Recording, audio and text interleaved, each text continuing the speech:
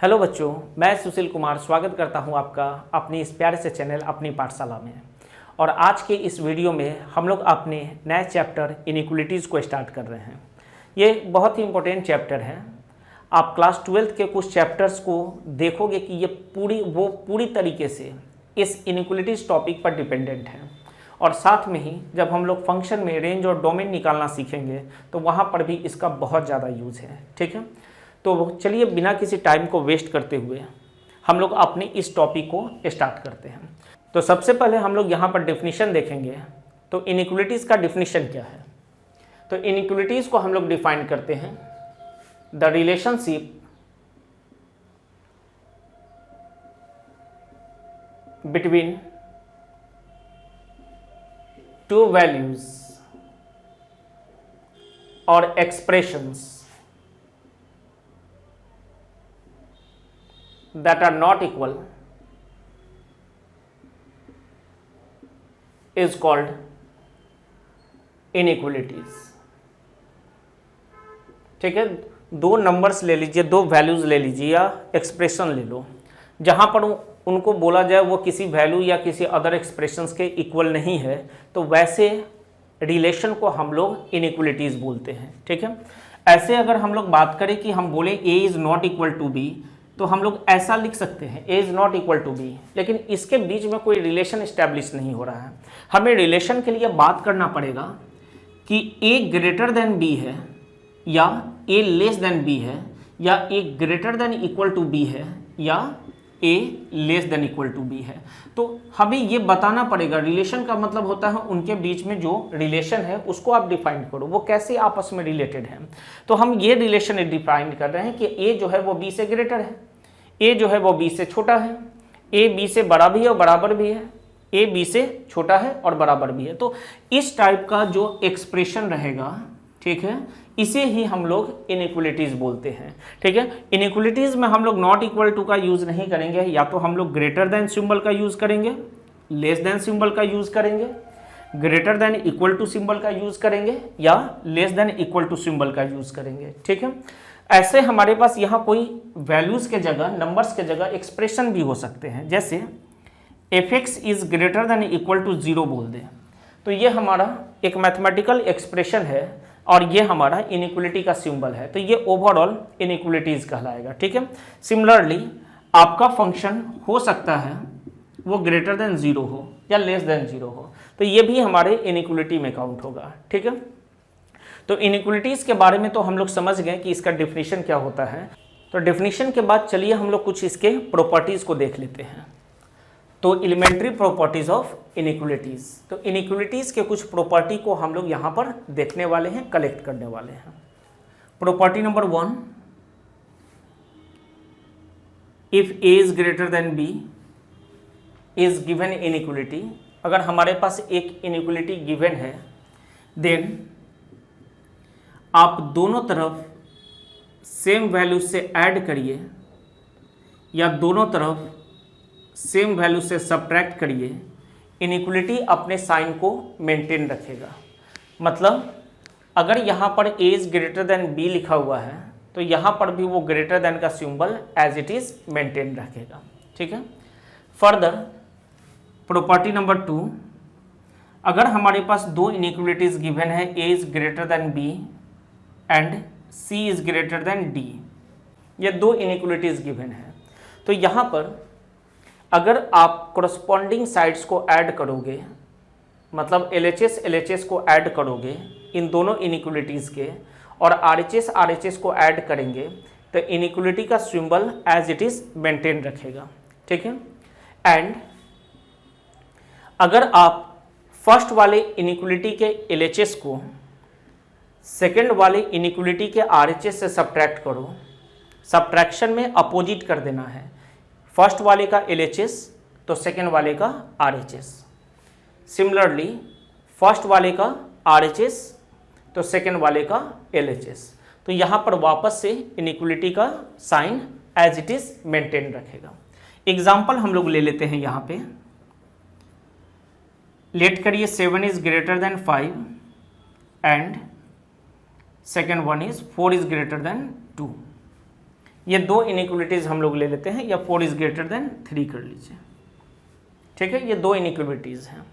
हमने क्या बोला कि करस्पॉन्डिंग साइड्स को ऐड कर लीजिए, जैसे 7 + 4 11, 5 + 3 8। तो आप खुद देख लीजिए 11 इज़ ग्रेटर देन 8 आएगा, मतलब ये पहला वाला हमारा एज इट इज़ मेंटेन रखा, मतलब ये ट्रू हुआ, वेरीफाइड हुआ। सिमिलरली इसको वेरीफाई करने के लिए वापस से हम लोग इसी एग्जांपल का यूज़ करते हैं। फर्स्ट वाले का LHS माइनस सेकेंड वाले का RHS, फर्स्ट वाले का RHS माइनस सेकेंड वाले का LHS। 7 - 3 is 4, 5 - 4 is 1। देखिए वापस से 4 इज़ ग्रेटर देन 1, आपके इनइक्वलिटीज़ मेंटेन होते हुए दिख रहे हैं। ठीक है, तो ये दो प्रॉपर्टीज़ हैं, आप इसे नोट कर सकते हो। प्रॉपर्टी नंबर 3, अगर हमारे पास एक इनइक्वलिटीज़ गिवन है a is less than b, और हम दोनों ही साइड को किसी पॉजिटिव वैल्यू से मल्टीप्लाई करेंगे। यहाँ पर ध्यान देने वाली बात है कि दोनों तरफ सेम वैल्यू से मल्टीप्लाई करना है, वो भी पॉजिटिव। तो हम लिख देते हैं यहाँ पे where k is greater than 0। ये पॉजिटिव होना चाहिए, जिससे भी आप मल्टीप्लाई करोगे वो पॉजिटिव होना चाहिए, तो इनइक्वलिटीज़ मेंटेन रखेगा। ठीक है, जैसे a is greater than b है तो हमारा a is less than b है, तो हमारा k × a is less than k × b रहेगा। ठीक है, मतलब इनइक्वलिटी के साइन में कोई भी चेंजेस हम लोग यहाँ होते हुए नहीं देख रहे हैं। ठीक है, फर्दर पॉइंट नंबर 4 या प्रॉपर्टी नंबर 4, अगर वापस से सेम इनइक्वलिटी को हम लें और यहाँ पर हम लोग दोनों तरफ सेम वैल्यू से मल्टीप्लाई करें, लेकिन ये जो आप मल्टीप्लाई कर रहे हो जिस फैक्टर से वो निगेटिव है, तो तुरंत इनइक्वलिटी का साइन क्या हो जाएगा, रिवर्स कर जाएगा। दैट मीन्स जो less than a is less than b था, अब k a is greater then k b हो जाएगा। ठीक है, तो यहाँ पर हम लोग इसे नोट करके इम्पोर्टेंट भी मार्क करेंगे, क्योंकि इसका यूज़ आपको बहुत ज़्यादा होता है। ठीक है, the sign of inequality gets reversed if both sides is multiplied by a negative value. Example के लिए सपोज करिए हमारे पास है -x इज़ ग्रेटर देन 4, और हम लोग यहाँ x से निगेटिव ये हटाना चाहते हैं, तो हम क्या करेंगे, दोनों तरफ निगेटिव से मल्टीप्लाई कर देंगे। तो यहाँ निगेटिव से मल्टीप्लाई करने के कारण ये क्या हो जाएगा, x हो जाएगा, और ये हो जाएगा -4। उसी समय क्या होगा, ग्रेटर देन लेस देन में चेंज कर जाएगा। ठीक है, तो इस तरीके से हम लोग इस प्रॉपर्टी का यूज़ करेंगे बहुत सारे जगह पे। ठीक है, तो ये दोनों प्रॉपर्टी आप लोग नोट कर लीजिए। Property number 5, if a is greater than b and b is greater then c। देखो यहाँ पर आपके पास जो कॉमन वैल्यू है वो है b, a जो b से बड़ा है और b जो है वो c से बड़ा है, तो definitely a is greater than b and b is greater then c, इनको कंबाइन करके लिखा जा सकता है। और इस प्रॉपर्टी को हम लोग बोलते हैं ट्रांजिशन प्रॉपर्टी। ट्रांजिशन प्रॉपर्टी, ठीक है, ये तो बहुत आसान है, बहुत सारे जगह पर हम लोग यूज़ कर भी चुके हैं इसे। ठीक है, property number 6, if a is greater than b, then यहाँ पर दो हमारे पास सब प्रॉपर्टीज निकल के आएंगे।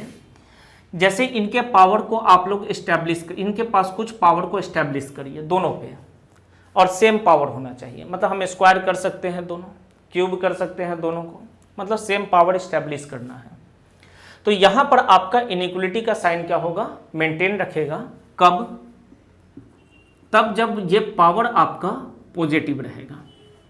ठीक है, सिमिलरली अगर ये पावर निगेटिव हो जाए तो इनइक्वलिटी का साइन क्या होगा, वो रिवर्स कर जाएगा। आप निगेटिव पावर इस्टेब्लिश करोगे ना, तो वो आपके पास a is greater than b है, तो a का पावर r जो डेवलप करोगे निगेटिव पावर के साथ, तो वहाँ पर इनइक्वलिटी का साइन रिवर्स कर जाएगा। ठीक है, एग्जाम्पल हम लोग ले लेते हैं इसके लिए।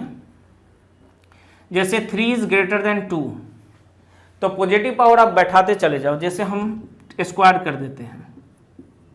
ठीक है, तो हमारे पास क्या निकल के आएगा, 9 इज ग्रेटर देन 4 आ जाएगा। फर्दर अगर हम इसी को क्या करें, निगेटिव पावर कर दें, ठीक है, निगेटिव -2 कर दें दोनों तरफ, तो ये क्या बन जाएगा, अभी साइन नहीं डालते हैं इनइक्वलिटी का, देख लेंगे इसको पहले सॉल्व करके। तो 3 का पावर -2 का मतलब 1/3 स्क्वायर और 2 पावर -2 का मतलब 1/2 स्क्वायर। ठीक है, तो ये आ जाएगा हमारे पास 1/9 और ये आ जाएगा 1/4। डेफिनेटली 1/9 क्या है, वो लेस है। ठीक है, तो आप खुद देख लीजिए, निगेटिव पावर बैठाते ही आपका इनइक्वलिटी का साइन क्या हो गया, रिवर्स कर गया। ठीक है, तो ये पॉइंट भी काफ़ी इम्पोर्टेंट है। अगर हम लोग पॉजिटिव पर सेम पावर डेवलप करते हैं तो इनइक्वलिटी का साइन मेंटेन रखेगा, अगर पावर निगेटिव हो जाएगा तो इनइक्वलिटी का पावर रिवर्स कर जाएगा। ठीक है, नोट डाउन। तो प्रॉपर्टीज़ करने के बाद हम लोग कुछ क्वेश्चंस करते हैं। तो यहाँ हमारे पास क्वेश्चन है सॉल्व द फॉलोइंग इनइक्वलिटीज़, और यहाँ पर 2 क्वेश्चंस हैं। तो इनइक्वलिटीज़ को सॉल्व करने का मतलब x का इंटरवल निकाला जाता है। यहाँ x का वैल्यू नहीं मिलता है, उसका इंटरवल मिलता है। ठीक है, तो इंटरवल में हमने पढ़ा था सेट्स में, अगर आप नहीं पढ़े हो सेट्स को तो आप पीछे जाकर हमारे चैनल में उसका पूरा सीरीज़ बना हुआ है सेट्स का, उसको आप लोग ज़रूर पढ़ लीजिएगा। ठीक है, सेट्स में हमने देखा था कि हमारे पास इंटरवल्स कैसे डिफाइंड होते हैं।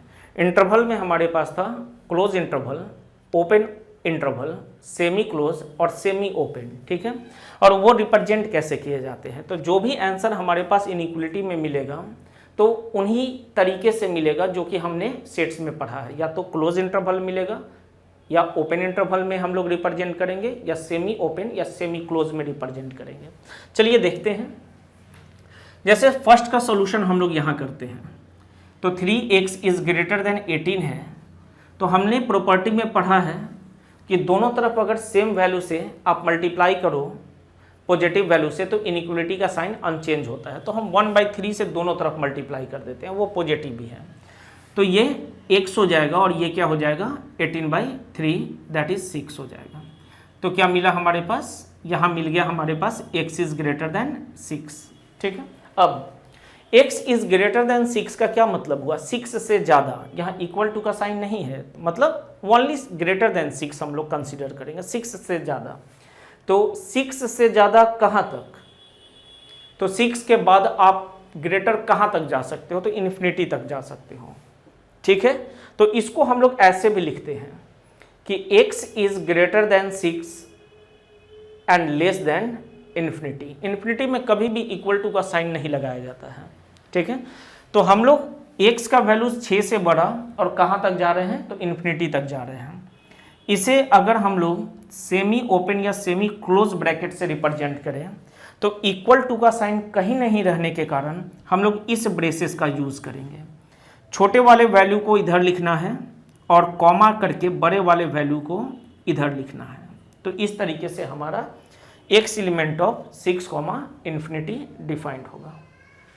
ठीक है, ये इस तरह ये इंटरवल हो गया। ये इंटरवल बोल रहा है 6 से लेकर इन्फिनिटी तक। ठीक है, चलिए बात करते हैं इस क्वेश्चन की। तो इस क्वेश्चन में हम लोग दोनों तरफ -3 करेंगे तो ये +3 कैंसिल हो जाएगा, या आप ऐसा भी समझ सकते हो कि इसको उधर लेकर चलते हैं। तो जब इसको उधर लेकर जाओगे तो वो -3 हो जाएगा। क्लियर है। अब x/4 is less than equal to -5। Further ये दोनों तरफ या तो 4 से मल्टीप्लाई करो तो ये नीचे का 4 कैंसिल हो जाएगा, या इसी 4 को उधर भेज दीजिए। क्या आ गया, -20। ठीक है, तो -20 से x क्या है, या तो बराबर है नहीं तो छोटा है। तो कहाँ तक छोटा है, छोटे में आप कहाँ तक जाओगे, -19, -17, छोटे में हम लोग जाएंगे -24, -28, -36, -1 लाख, कुछ भी ये वैल्यू हो सकता है। तो छोटा कहाँ तक जाना है ये डिफाइंड नहीं है, तो आप लोगे -इन्फिनिटी तक। ये आपको समझना पड़ेगा। ठीक है, कितना छोटा, कहाँ तक छोटा, तो हम लोग पूरे इंड में जाएंगे, और वो इंड क्या कहलाता है, छोटे में माइनस इन्फिनिटी हम लोग रिप्रेजेंट करते हैं। अब इसे हम लोग ऐसे करके लिखेंगे कि x बिलोंग्स टू, पूरे इंटरवल में कहीं से भी x बिलोंग करेगा, तो कैसे लिखना है, छोटे वाले वैल्यू को इधर और बड़े वाले वैल्यू को राइट साइड में, ठीक है।